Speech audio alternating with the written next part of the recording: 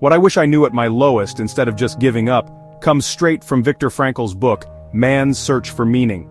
What allows one person to endure unimaginable suffering, to keep moving forward when every step feels impossible, while another, faced with the same darkness, succumbs to despair and gives up hope?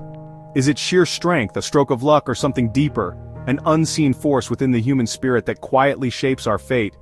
This is not just a philosophical question, it's about survival, about what keeps us alive when everything else is stripped away. Viktor Frankl, a psychiatrist and thinker, faced this question not in comfort, but in the depths of the Holocaust, where every day was a battle for existence. Frankl's life began with promise in Vienna, where he founded Logotherapy, the revolutionary idea that our primary drive is the search for meaning, not just pleasure or power. He never imagined his theory would be tested in the most brutal way possible, in a place where hope was almost impossible to find. Stripped of everything, family, home, dignity, Frankl was reduced to bare existence, forced to confront suffering at its rawest. In the camps he became both prisoner and scientist, observing the human psyche under extreme pressure, searching for what allowed some to endure while others faded away. He saw that loss of hope killed faster than starvation. When a person lost their sense of purpose, their will to live vanished. Frankl realized the ultimate question was not what we expect from life, but what life expects from us. Even in suffering, life demands a response. Even in the bleakest conditions, we can choose our attitude. This choice is the final freedom, the one thing that cannot be taken away, no matter the circumstances. It is the unseen force, the power of meaning and choice, that separates those who survive from those who do not, the invisible line between resilience and surrender. Frankl's discovery would change how we understand resilience and meaning, revealing that even in our darkest moments we hold the power to choose our response, and in that choice, we find our strength. The journey into the concentration camps was a systematic process of dehumanization, stripping away not only freedom but dignity and hope. Every step was designed to break the spirit, to erase individuality and humanity. Frankl and others were herded onto cattle cars, crammed together so tightly that movement was nearly impossible. They traveled for days in suffocating darkness, deprived of food and water, the air thick with fear and uncertainty. The journey itself was a prelude to the suffering that awaited. Upon arrival, families were torn apart in seconds, life or death decided with a gesture. Mothers, fathers, children separated forever, their fates sealed by a stranger's hand. The chaos and confusion were overwhelming, leaving many in shock. Frankl lost his wife, parents, and brother in an instant. The pain of separation was immediate and profound, a wound that would never fully heal. Prisoners were stripped of identity, reduced to numbers tattooed on their skin. Names, histories, and personal stories were erased, replaced by a cold, impersonal code. Daily life was brutal labor on starvation rations. Hunger dominated every thought. The struggle for survival became all-consuming as each day blurred into the next under the constant threat of violence and death. Frankl described 3 psychological phases: shock, apathy, and for the liberated, depersonalization. Each phase was a response to unimaginable trauma, a way to cope with the relentless cruelty. Shock numbed the horror, apathy dulled emotions to survive. Prisoners learned to suppress hope and feeling, focusing only on the next moment. Emotional death became a shield against constant suffering. The mind retreated inward, protecting itself from the daily reality of loss and brutality. Liberation brought not joy, but a painful return to a world that felt unreal. The outside world had changed, and so had the survivors who struggled to find meaning and freedom. Trust and joy were hard to reclaim after such cruelty. The scars of the past lingered, making it difficult to reconnect with others or to believe in goodness again. Survivors had to relearn how to be human, reconnecting with a world that had moved on. Healing was a slow process, requiring immense courage and support from others who understood their pain. The abyss they endured was invisible to those outside. The true depth of their suffering could never be fully understood by anyone who had not lived through it.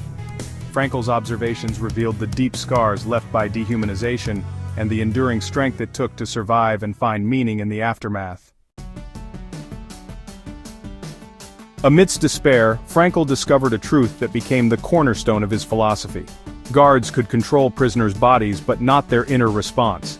This inner choice, how to respond, was the last human freedom. Some chose dignity and courage, others surrendered to despair. Frankl saw ordinary people make extraordinary choices, sharing bread, offering comfort, preserving their humanity. "He who has a why to live for can bear almost anyhow," became Frankl's mantra. The why was meaning, a loved one, a project, a hope for the future.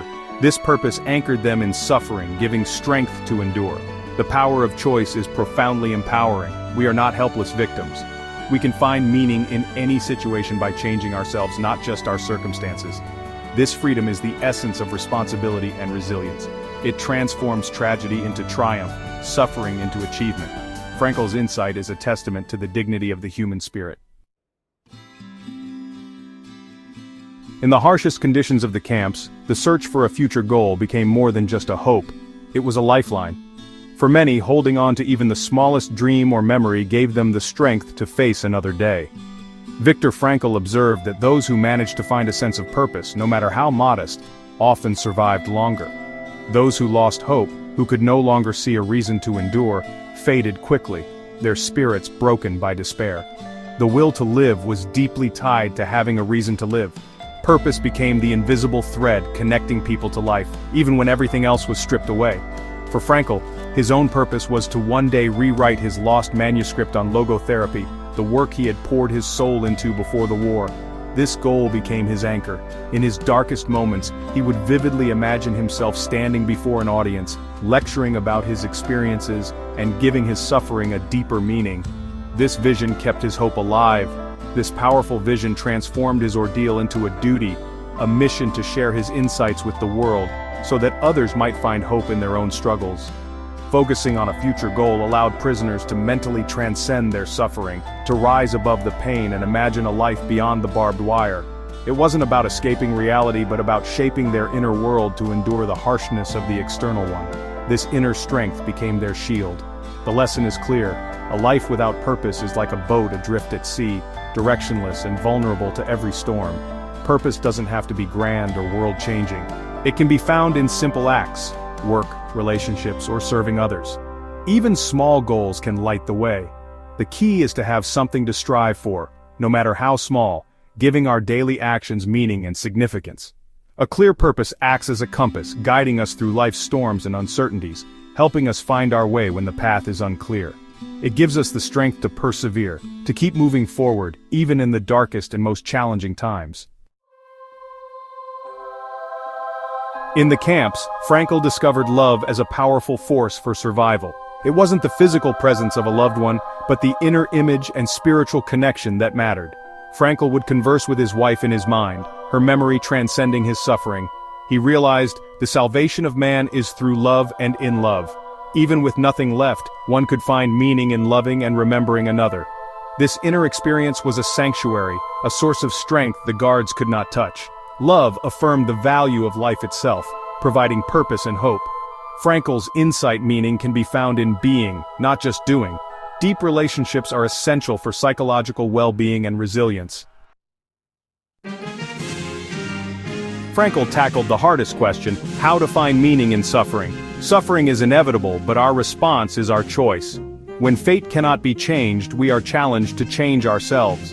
Frankl believed suffering ceases to be suffering when it finds meaning, like sacrifice for a loved one.